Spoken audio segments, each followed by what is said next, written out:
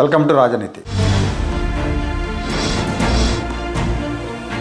సరిగ్గా ఏడాది క్రితం ఈ రోజున ఆంధ్రప్రదేశ్లో అసెంబ్లీకి లోక్సభకు ఎన్నికలు జరిగాయి. 5 ఏళ్ల జగన్మోహన్ రెడ్డి పాలన మీద, అరాచక పాలన మీద, అవినీతి పాలన మీద విసిగి వేసారిపోయిన జనం ఆయనకు బుద్ధి చెప్పడానికి సిద్ధమయ్యారు. బతుకు తెరువు కోసం ఎక్కడెక్కడో సుదూర ప్రాంతాలకు వలస వెళ్లిన వాళ్ళు కూడా ఆ రోజున ఓటు వేయడానికి ఆంధ్రప్రదేశ్ రాష్ట్రానికి వచ్చారు. హైదరాబాద్, చెన్నై, బెంగళూరు లాంటి నగరాలకు రోడ్లు కార్లతో కిక్కిరిసిపోయినాయి, బస్సులతో కిక్కిరిసిపోయినాయి. అంతగా జనం అంతా కూడా వచ్చి జగన్మోహన్ రెడ్డికి వ్యతిరేకంగా ఓట్లేశారు. అందుకే ఈ ఫలితం వచ్చింది. అయితే జగన్మోహన్ రెడ్డి ఎన్నికలు సజావుగా జరగనిస్తాడా? జగన్మోహన్ రెడ్డి 5 ఏళ్ల అరాచక పాలన చూసిన వాళ్ళు ఎవరికి కూడా ఆ నమ్మకం లేదు. అరాచకం చేస్తాడేమో అనే భయం ఒకటి ఉండేది. కాకపోతే అప్పటికే యంత్రాంగం మొత్తం ఎన్నికల సంఘం చేతుల్లోకి వెళ్ళటం, అలాగే తెలుగుదేశం, జనసేన పార్టీలు భారతీయ జనతా పార్టీతో పొత్తు పెట్టుకోవటం, వీటన్నిటి మూలంగా అనుకున్నంతగా అయితే అరాచకాలు జరగలేదు. కానీ అక్కడక్కడ రాయలసీమలో కొన్ని చోట్ల, పల్నాడు జిల్లాలో ఇలాంటి చోట్ల గొడవలు బాగానే జరిగినాయి, గట్టిగానే జరిగాయి. కానీ సామాన్య ప్రజలు ఎక్కడికక్కడ ఎదుర్కొన్నారు. అధికార పార్టీ వాళ్ళు అరాచకాలకు పాల్పడకుండా ఎదుర్కొన్నారు. ఇలా ఎదుర్కొన్న సంఘటనలో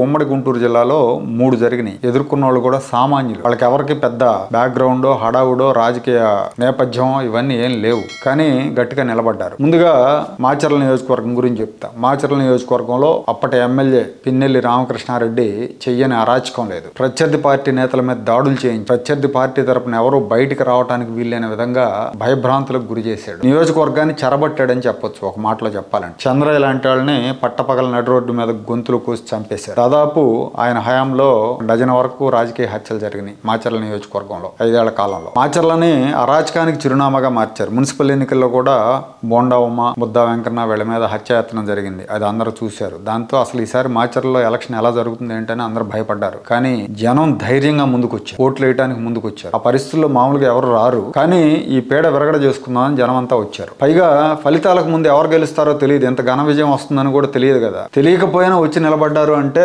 నిజంగా ప్రాణాలకు రిస్క్ అని తెలిసి కూడా నిలబడ్డట్లు లెక్క. మాచర్ల నియోజకవర్గంలో రెంటచింతల మండలంలో వీళ్ళకి బాగా పట్టున్న ప్రాంతం ఆ మండలం. ఇది ఎమ్మెల్యేకి. అక్కడ పాల్వాయి గేట్ అనే పోలింగ్ బూత్ దగ్గర ఎమ్మెల్యే వెళ్లి బూత్ లోకి వెళ్ళిపోయి హల్చల్ చేశాడు. ఈవీఎం నేలకేసి కొట్టాడు. రిగ్గింగ్ చేసుకుందాం అనుకున్నారు, కుదరలేదు. పోలింగ్ ప్రశాంతంగా జరుగుతుంది. పోలింగ్ బాగా జరిగితే వాళ్ళకి వ్యతిరేక ఫలితం వస్తుందనే భయంతో అక్కడికి వెళ్ళి ఈవీఎం ని పగలగొట్టే ప్రయత్నం చేశాడు. నేల మీద వేసి కొట్టాడు. అక్కడ పోలింగ్ ఏజెంట్ గా ఉన్న సామాన్య టీడీపీ కార్యకర్త నంబూరి శేషగిరిరావు అని ఆయన వెళ్లి ఎమ్మెల్యేని అడ్డుకున్నాడు. ఎమ్మెల్యేని ఎదుర్కొన్నాడు. ఎమ్మెల్యేతో తలపడ్డాడు. ఎమ్మెల్యే అనుచరులు అతని మీద దాడి చేశారు. అయినా కూడా తగ్గకుండా ఈవీఎం నాశనం కాకుండా దాన్ని కాపాడాడు. ఎమ్మెల్యే చంపేస్తానని హెచ్చరికలు కూడా జారీ చేశాడు. ఆ రోజు నుంచి ఫలితాలు వచ్చే వరకు ఈ శేషగిరిరావు అజ్ఞాతంలోకి వెళ్ళిపోయాడు. ఎందుకంటే బయట కనపడితే చంపేస్తారు. ఎమ్మెల్యే మీదకి వెళ్ళాడు కదా. ఫలితాలు వచ్చాక ఆయన బయటకు వచ్చాడు. ఎమ్మెల్యే పిన్నెల్లి రామకృష్ణారెడ్డి, ఆయన తమ్ముడు వెంకటరామరెడ్డి ఇద్దరు అజ్ఞాతంలోకి వెళ్ళారు. తమ్ముడు అయితే ఇంతవరకు బయటకు రాలేదు. మాచర్ల లాంటి ఫ్యాక్షన్ నియోజకవర్గంలో కిరాతకుడైన పిన్నెల్లి రామకృష్ణారెడ్డికి ఎదురెళ్లి తలపడిన ఒక సామాన్య రైతు నంబూరి శేషగిరి, ఒక సామాన్య కార్యకర్త ప్రాణాలకు తెగించి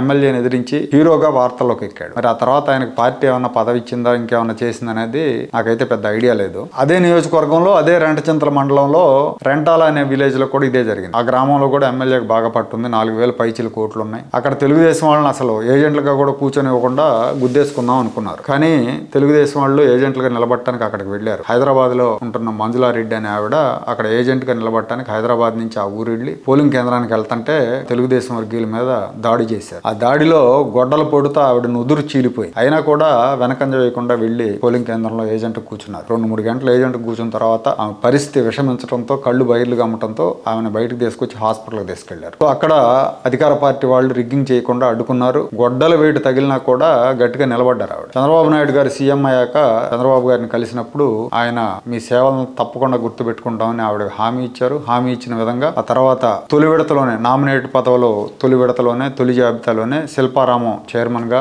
ఆవిడకి అవకాశం ఇచ్చారు. ఇదే గుంటూరు జిల్లా తెనాలి నియోజకవర్గంలో ఇంకో ఘటన జరిగింది. ఇది కొంచెం భిన్నమైన ఘటన. మాచర్ల నియోజకవర్గంలో అది రాజకీయ పార్టీల మధ్య గొడవలాగా ఉంటే ఇక్కడికి వచ్చేసరికి సామాన్యుడి హక్కు కోసం ఒక సామాన్యుడు నిలబడ్డాడు. తెనాలి నియోజకవర్గం డెల్టా ప్రాంతం. ఇక్కడ దాడులు, ప్రతిదాడులు లాంటి కల్చర్ చాలా తక్కువగా ఉంటుంది. అక్కడ తెనాలిలో కూడా సిట్టింగ్ ఎమ్మెల్యేగా అప్పట్లో వైసీపీ నుంచి నుంచి అన్నాబత్తిని శివకుమార్ గారు ఉన్నారు. మామూలుగా పోటీలో ఉన్న అభ్యర్థులు వాళ్ళకు ఒక అవకాశం ఉంటుంది. అదేంటంటే పోలింగ్ కేంద్రాల్లోకి నేరుగా వెళ్ళటం, పోలింగ్ సరళిని పరిశీలించటం, ఇలాంటివన్నీ చేయొచ్చు. కాకపోతే ఆయనతో పాటు గుంపుగా ఆయన అనుచర గణం వెళ్ళటానికి వీలు లేదు. అలాగే వీళ్ళు ఓటేయాలనుకుంటే మాత్రం ఖచ్చితంగా క్యూలోనే నిలబడాలి. వాళ్ళకి ప్రత్యేకమైన ప్రివిలేజ్ ఏమి ఉండదు. కానీ ఏంటంటే మన దగ్గర సరే పోటీ చేసే అభ్యర్థి కదా అని జనం కూడా పెద్దగా పట్టించుకోరు, అలాగే అధికారులు కూడా పట్టించుకోరు, క్యూలో రమ్మని చెప్పరు. దాంతో వీళ్ళు నేరుగా వెళ్లి ఓట్లు వేయడం జరుగుతాం. గతంలో ఒకసారి ఇలాగే మీకు గుర్తుందో లేదో 2009లో అనుకుంటా చిరంజీవి గారు హైదరాబాద్ లో Jubilee Hills public school polling booth దగ్గర ఇలాగే నేరుగా వెళ్ళబోతే కొంతమంది క్యూలో నిలబడ్డాళ్ళు అభ్యంతరం చెప్పారు. మేము క్యూలో నిలబడితే మీరు నేరుగా ఎలా వెళ్తారండి? 2009లోనూ 14లోనూ నాకు కరెక్ట్ ఐడియా లేదు. వెంటనే చిరంజీవి గారు సర్దుకుని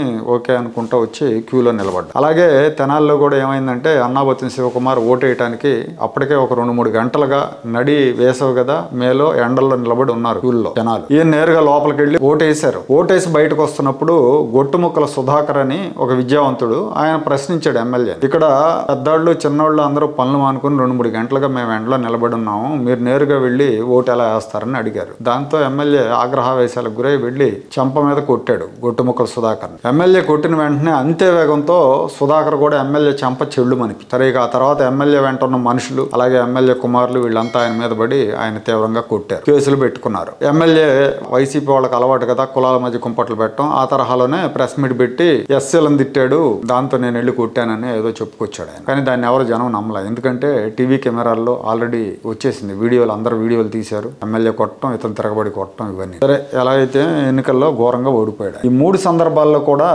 వీళ్ళు ఎదుర్కొన్న వాళ్ళు చాలా సామాన్యులు, అతి సామాన్యులు. అధికార కండకావరంతో విర్రవీగుతూ ఎన్నికల నియమావళిని తొంగలో తొక్కాలని చూసిన ఎమ్మెల్యేలను ఎదుర్కొన్నారు. ఆ రోజున్న పరిస్థితుల్లో వైసీపీ ఎమ్మెల్యేలను ఎదుర్కోవటం అంటే సామాన్యమైన విషయం కాదు. ముఖ్యంగా మాచర్ల నియోజకవర్గం కావచ్చు, లేదు తెనాల్లో ఎమ్మెల్యే కొట్టినప్పుడు వెంటనే సుధాకర్ కొట్టడం అనేది కూడా అది కూడా ఎవరు ఊహించరు. ఒక ఎమ్మెల్యేని కొట్టడం అంటే మామూలు విషయం కాదు. అంటే ఎమ్మెల్యే చేసింది కూడా తప్పే. ఎమ్మెల్యేని ప్రశ్నించినప్పుడు దానికి ఏదో సమాధానం చెప్పుకోవాలి, నాకు వేరే పనులు ఉన్నాయి లేవయ్యా నేను వెళ్తున్నాను అని చెప్పుకోవాలి. కానీ అతను పెద్ద గోండాలాగా వచ్చి కొట్టడం అందరి ముందు, వెంటనే ఇతను ధైర్యానికి ఒప్పుకోవాలి, ఇతను కూడా తిరగబడి కొట్టడం తప్పేం లేదు ఆ విషయంలో. ఎందుకంటే ముందు ఎమ్మెల్యే కొట్టాడు కాబట్టి మళ్ళీ కొట్టాడు. ఇదంతా ఏంటంటే 5 ఏళ్లు జగన్మోహన్ రెడ్డి చేసిన అరాచకం. జగన్మోహన్ రెడ్డి ఆయన అనుచరులు ఆయన ఎమ్మెల్యేలు చేసిన అరాచకం మూలంగా ప్రజలు ఏదో ఒక రకంగా ఈ పీడ వదిలించుకోవాలని డిసైడ్ అయ్యారు. అందుకే తెగించేశారు, గట్టిగా నిలబడ్డారు. మేము సామాన్యులం కాదు అసామాన్యులం అని ఈ ఘటన ద్వారా రుజువు చేశారు.